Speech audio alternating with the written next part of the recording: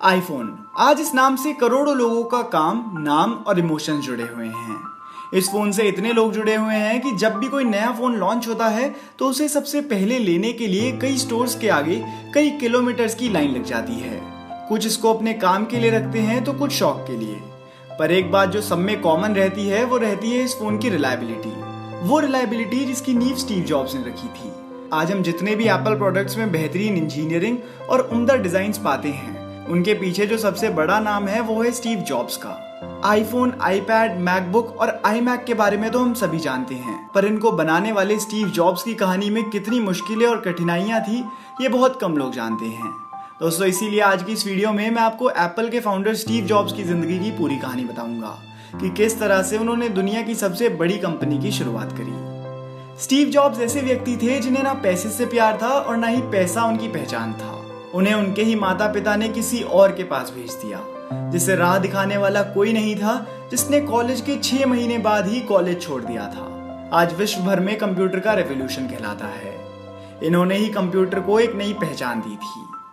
Steve jobs का पूरा नाम स्टीव पॉल जॉब्स था। उनका जन्म 24 फरवरी 1955 को कैलिफोर्निया के सैन फ्रांसिस्को में हुआ। स्टीव की मां एक अनमैरिड महिला थी, इसीलिए जन्म के बाद स्टीव को किसी को गोद देने का फैसला करा। स्टीव को गोद लेने के लिए पहले जिस कपल को चूज करा गया था वह पढ़े लिखे अमीर थे, लेकिन अचानक उन्होंने स्टीव की जगह किसी लड़की को गोद ले लिया। इसके बाद स्टीव को पॉल और क्लारा ने अडॉप्ट करा।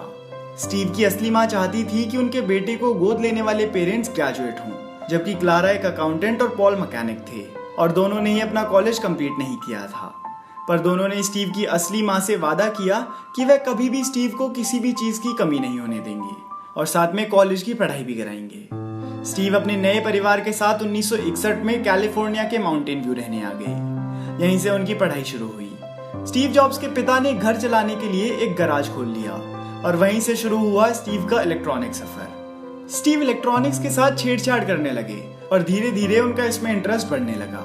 स्टीव जॉब्स काफी इंटेलिजेंट थे, पर वे शरारत भी बहुत ज्यादा करते थे। उनके तेज दिमाग के होने की वजह से उनके स्कूल टीचर उन्हें बड़ी क्लास में प्रमोट कर रहे थे, पर उनके पेरेंट्स ने उसके लिए मना कर दिया था। 13 वर्ष की उम्र में उनकी दोस्ती हुई स्टीव वॉज़नियाक से, जिनका भी दिमाग स्टीव की तरह बहुत तेज था और उन्हें भी इलेक्ट्रॉनिक्स से बहुत प्यार था। इसीलिए दोनों में जल्दी ही दोस्ती भी हो गई। हाई स्कूल की पढ़ाई के बाद स्टीव रीड कॉलेज में दाखिल हो गए, जिसकी फीस बहुत ज्यादा थी और स्टीव के माता पिता बहुत मुश्किल से खर्चा चला रहे थे। जल्दी ही स्टीव को एहसास हो गया कि उनका पढ़ाई में ज्यादा मन नहीं लग रहा और साथ में कॉलेज की फीस भी इतनी ज्यादा है। इस वजह से कॉलेज उन्हें ज्यादा इंपॉर्टेंट नहीं लगा और 6 महीने बाद ही कॉलेज छोड़ दिया। कॉलेज छोड़ने के बाद स्टीव ने कैलीग्राफी क्लासेस ज्वाइन कर ली और आज उसी कारण हम अपने कंप्यूटर्स में इतने तरह के फोन यूज कर पाते हैं। इस समय स्टीव के पास बिल्कुल भी पैसे नहीं हुआ करते थे, जिस वजह से वे अपने दोस्त के कमरे में फर्श पर सोते थे। उन्होंने इसके बाद कोका कोला की बोतल्स बेचनी शुरू कर दी। इन बॉटल्स को बेचकर जो पैसे आते थे वह उनसे अपना पेट भरते थे। रविवार के दिन तो वह 7 मील चलकर राधा कृष्ण मंदिर जाते और मुफ्त का खाना खाते थे। स्टीव जॉब्स और स्टीव वॉज़नियाक एक बार फिर अच्छे दोस्त बन गए। जहां दोनों का इंटरेस्ट इलेक्ट्रॉनिक्स में था, वहीं दोनों ने एक कंप्यूटर बनाने का फैसला करा। दोनों ने मिलकर स्टीव जॉब्स के गराज में एक कंप्यूटर बनाया, जिसको उन्होंने नाम दिया एप्पल। इसे बनाने के लिए दोनों ने कुछ सामान बेचकर पैसे इकट्ठे किए थे और अपने जुनून को हकीकत में बदल दिया था। एप्पल कंप्यूटर को छोटा, सस्ता और ज्यादा फंक्शनल बनाया गया। उनकी टेक्नोलॉजी को बहुत ज्यादा पसंद किया गया और इससे दोनों ने कई लाख डॉलर्स भी कमाए। 10 सालों में एप्पल कंपनी एक जानी मानी कंपनी बन गई थी, लेकिन एप्पल 3 और लाइजा का प्रमोशन हुआ तो कंपनी घाटे में चली गई, जिसके लिए स्टीव को जिम्मेदार माना गया और फिर स्टीव को 17 सितंबर 1985 को कंपनी के बोर्ड ऑफ डायरेक्टर्स ने कंपनी से निकाल दिया। इस समय स्टीव बहुत ही ज्यादा अंदर से टूट चुके थे, लेकिन उन्होंने फिर भी हार नहीं मानी और हिम्मत जुटाकर एक नई शुरुआत करी। स्टीव ने अब एक और कंपनी की शुरुआत करी, जिसका नाम रखा नेक्स्ट। नेक्स्ट का पहला product high and personal product था।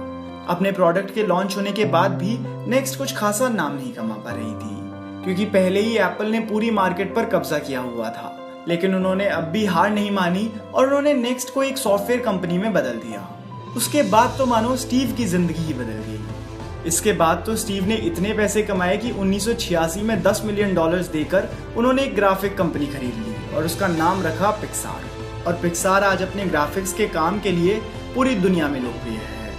इसके बाद तो स्टीव जॉब्स ने कभी पीछे मुड़कर नहीं देखा और एक हाथ में इनोवेशन और दूसरे में तरक्की, दोनों को साथ लेकर आगे बढ़ते रहे। दूसरी तरफ एप्पल कंपनी घाटे में चल रही थी। इस वजह से एप्पल ने नेक्स्ट को $477 मिलियन में खरीद लिया और स्टीव जॉब्स एप्पल के सीईओ बन गए।